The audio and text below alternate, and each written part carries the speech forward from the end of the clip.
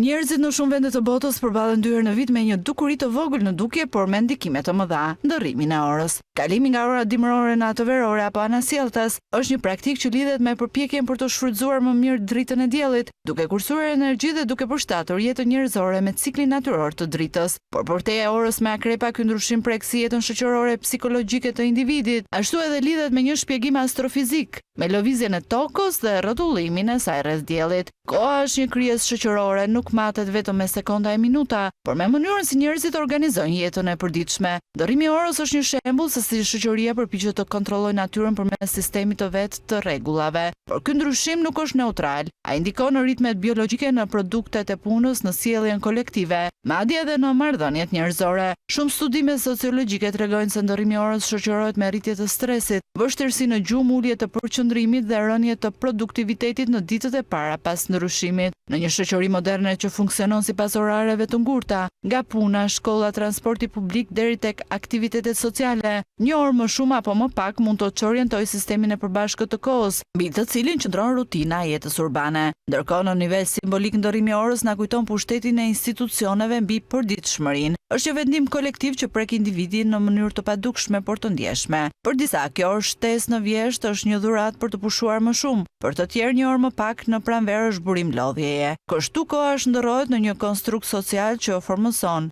humorin, shëndetin dhe ritmin jetësor. Nga ana astrofizike, ndërrimi i orës lidhet me lëvizjen e tokës rreth diellit dhe pjerësinë e boshtit të saj. Këto janë arsyet sepse ditët zjaten në verë dhe shkurtohen në dimër. Ndryshimi i orës është në thelb një përpjekje njerëzore për të përshtatur me ritmet kozmike, për të sinkronizuar aktivitetin ton me ndriçimin diellor. Kjo vlen edhe për të reflektuar se ndërrimi i orës është një kujtesë e vogël se sado të avancuar të jemi, jeta jon ende rrotullohet rreth diellit.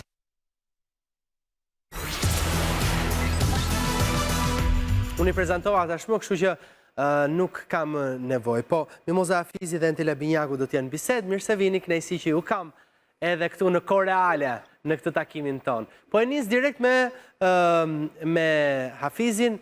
Profesoresha, mirë se vjen. Çfarë ndodh në këtë ciklin ton? Pse ndryshon kjo ora jon? Dhe kur e kuptoi bota që ndryshojmë ne një orë para, një orë pas?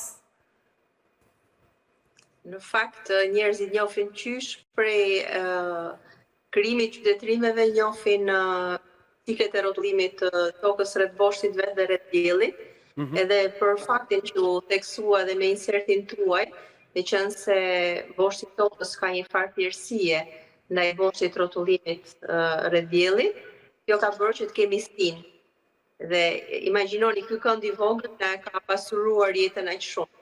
Sa e mërzitshme do që 365 ditët e vitit të kishim të njëjtën kohë, të njëjtën ritëm, u frymëzova nga inserti juaj. Në fakt, edhe nga fjala fundi që ne sillemi ende rreth diellit, ne do të vazhdojmë të sillemi për shumë kohë rreth diellit, sepse ai është objekti më i rëndësishëm, i cili na jep dritë, na jep energji, dhe na jep gjithçka kemi në tokë, përpos elementeve kimike që ka toka. Pra, vetëm një kënd i vogël, thoni ju, ndryshon gjithë sistemin tonë. Rreth 23 gradësh ky kënd, po të kishte qenë ky kënd 0, pra boshti i tokës të ishte boshti i tokës, rrotullimit rreth vetes, të ishte në të njëjtin drejtim me atë boshtin e rrotullimit rreth diellit që jemi ne, nuk do të kishte stinë. Gjithçka do ishte e mërzitshme, e përsëritshme. Ndoshta edhe ky moment i kalimit, meqense se po u theksua në insertin tuaj, ky moment i kalimit në të ndryshimit të orës na tregon që me të vërtetë u futëm në dimër. Është një çast i cili tash i ka hyrë në rutinën tonë të përvitshme, që ky shënon edhe momentin e stinës së dimrit, që nganjëherë mund të duket i mërzitshëm, por është një pasuri sepse edhe dimri është i bukur. Por aq më i bukur bëhet kur kalojmë në pranverë, pra themi që e kalojmë. Duhet ta themi këtë, që ne kemi këtë ndryshimin stinor, se vendet e Ekuadorit nuk kanë ndryshim stine fare, ata nuk e ndjejnë. Ndryshime shumë të vogla, ndryshime shumë të vogla, dhe sa më në verit jemi, aq më të mëdha janë ndryshimet, po pjesa kryesore e njerëzve, shumica e njerëzve jetojnë në zonat që i përjetojnë stinët, edhe është një diçka shumë e bukur që jeta jonë të jetë kaq Ndërkohë, Entela, nga raporti social, si ndryshojmë ne sa herë që kemi këto ndryshimet e orës? Ndryshon njeriu, është bërë një studim i tillë?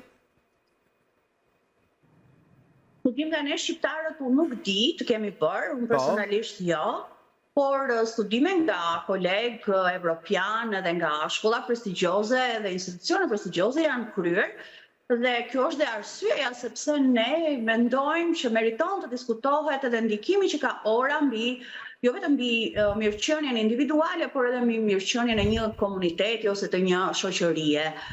Unë di që Komisioni Evropian ka bërë disa tentativa që ta eliminojë këtë ndryshim sezonal të orëve, por nuk ka arritur dot në një konsensus dhe në dijenin time është lënë në vetë dëshirën e shteteve, domethënë që ato ta përcaktojnë nëse do të kalojnë apo jo 2 herë në vit, domethënë në ndryshimin e orës.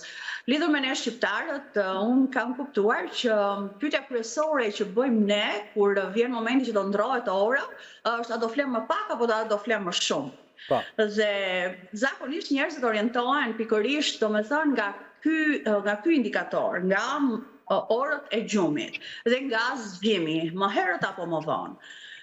Studimet kanë treguar se ndryshimi i orëve ndikon në përgjithësi në mirëqenien emocionale të njeriut, edhe ndikon drejt për drejt në atë ritmin ton biologjik të brendshëm që njihet ndryshe si cikli cirkadian. Dhe shpesh herë këto studime pohojnë se njerëzit përjetojnë disa gjendje të posaçme, veçanërisht në çastet ose në ditët e para pas ndërrimit të orës, dhe që lidhen kryesisht me një lloj mungese përqendrimi, një gjendje, si të themi, irritabiliteti, apo një gjendje të ndryshimit të humorit, një lloj përgjumje po ashtu, ose një gjendje lodhje e totale, domethënë. Pra që vjen dhe pak instinktive në një farë forme. Ndonjëherë këto merren dhe pak si të themi si të mirëqenia që do të vinë, domethënë me ndryshimin e orës. Por në të vërtet, ka mjaft njerëz që kanë vështirësi për të përshtatur me njëherë, madje gjendja që përjetojnë disa njerëz njihet ndryshe si një jet lag social. Pra si ai fakti që kemi udhëtuar nga një anë e botës në tjetrën dhe na nevojiten pak ditë që të përshtatemi me orarin e ri në vendin ku shkojmë, po e njëjta ndjesi përjetohet nga njerëz të ndryshëm.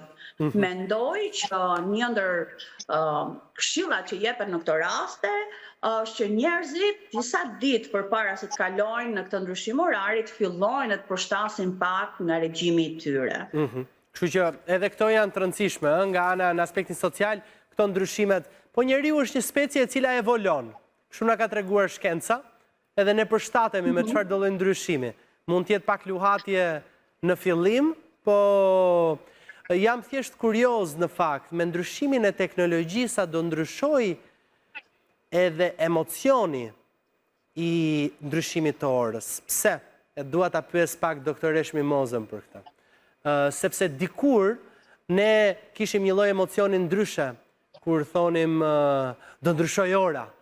Ta ndryshojmë orën mekanike, ta ndryshojmë orën tek sahati i shtëpisë, ishte një tjetër organizim familjar. Ndërsa sot ti thjesht zgjohesh dhe shikon orën dhe ora ka ndryshuar vetë. Dhe ti as nuk e di nëse ndryshon ora apo jo. Po, edhe kjo ka rëndësinë e vetë faktikisht që kërkon më pak angazhim nga pikpamja e organizimit, por efektet në organizëm edhe në jetën sociale janë ato që u përshkruan edhe dihen dhe që normalisht kalojnë shumë shpejt. Por ka një konsensus të përgjithshëm, ka ekzistuar prej vitesh që ky ndryshim nuk është i mirë, që tashmë njerëzimi nuk i ka ato arsye që kishte para 5-6 dekadash kur filloi ndryshimi i orës, sepse edhe zakonet e jetës kanë ndryshuar. Orët e punës nuk janë më, oraret e punës nuk janë më si para 50-60 vitesh. Pra njerëzit të sot janë më shumë njerëz të natës, të orëve më të vona, se sa orëve të hershme që kanë qenë prindrit tanë. Dhe shumë arsye të tjera, të cilat janë renditur, janë pyetur edhe njerëz njerëzit janë bërë edhe anketa e referendume kanë përshtypjen, edhe të gjithë janë dakord që nuk duhet ndryshuar ora. Nuk ka pas një konkluzion a duhet ruajtur ora dimrit apo ora verës, por vetë ndryshimi, pra që të mos ketë ndryshim dhe të përzgjidhet njëra prej tyre dhe të ruhet gjithë vitin. Dhe kam përshtypjen që kur u mor ky vendim, në fakt vendimi çdo shtet është sovran për të përcaktuar orën e vet, por kur një shtet përcakton orën, ka parasysh vetëm me ato lidhjet gjeografike, pra që ka pozicioni i tij me efektet natyrore, pra që është linja dhe perëndimi i diellit, por edhe komunikimin me shtetet e tjera, sepse tashmë jemi në një hapësirë globale. Dhe domethënë mendoj që për këtë arsye, pavarësisht se çdo shtet është sovran, kur të merret një vendim do të jetë një vendim i përbashkët, të themi i gjithë Europës, që të gjithë bashkarisht të kenë një orë të përbashkët. Dhe kam përshtypjen që preferencë ka ora e verës, sepse ora e verës na bën që darka, domethënë perëndimi i diellit të jetë më vonë, pra nata të vijë më vonë dhe mëngjesi të vijë më vonë, ashtu sikurse brezat janë zhvendosur tashmë, por kjo është një perceptim, nuk është se kam ndonjë dokument që është bërë një diskutim zyrtar ose është marrë një vendim zyrtar. Mrekulli, Entela, ke një fjali të fundit, lutem, për ta mbyllur në raport me këtë emocionin edhe të përfshirjes familjare në ndryshimin e orave mekanike? Unë të them të drejtën, e kujtoj me emocion dhe me nostalgji ato periudhë të jetës që lidhej me faktin se kishim vetëm ora që ndronim akrepat. Domethënë, e kujtoj me emocion pozitiv, por sigurisht teknologjia ka bërë të vetën edhe këto hapa ne i kemi lënë pas. Mendoj fjalia ime fundit në këtë rast do të ishte që gjithë kjo gjendje e mirëqenies që po flasim ka të bëjë natyrisht me faktin se ndryshimi i orës lidhet drejt për drejt edhe me si do themi, qasjen tonë ndaj dritës, qasjen tonë ndaj dritës që ndikon drejt për drejt në çlirimin e një hormoni që e përcakton shumë qartë gjendjen tonë emocionale dhe që ka të bëjë me këtë ekspozim ndaj dritës dhe që bëhet fjalë për serotoninën. Kështu që duhet ti marrim domethënë hap pas hapi këto ndryshime që përjetojmë edhe të përshtatemi në një mënyrë të butë edhe as pak problematike, sepse është diçka që domethënë ka qenë edhe do të jetë, besoj. Dua që t'ju falenderoj që të dyjave, Entela, faleminderit shumë që ishe në bisedë. Po përpara se ta mbyll, kam dhe me profesoresh Mimozën, dua që vetëm një pyetje të fundit. Çfarë po ndodh nga galaksia? Ka ndonjë të re për zhvillimet e fundit? Entela, të falenderoj që ishin në bisedë. Zhvillime ka gjithmonë, sepse shkenca ka avancuar kaq shumë. Kemi ndonjë asteroid që po na afrohet, që rrezikon tokën?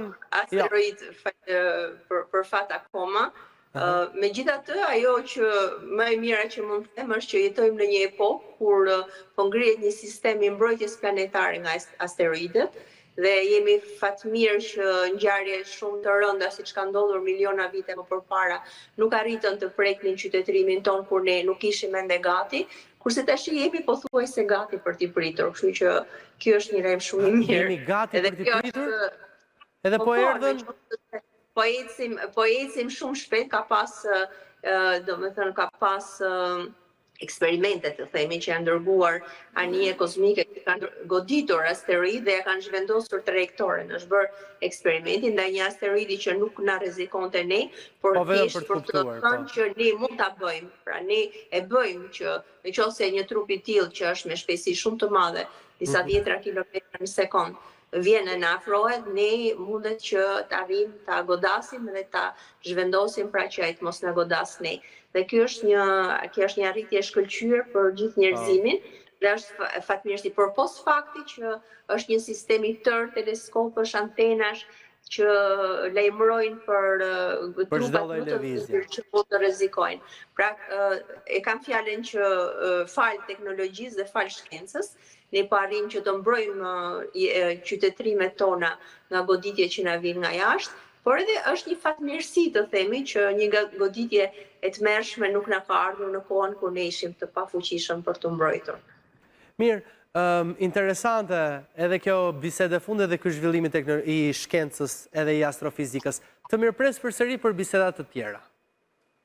Kënaqësi edhe fundjavë të këndshme. Gjithmonë shumë kënaqësi.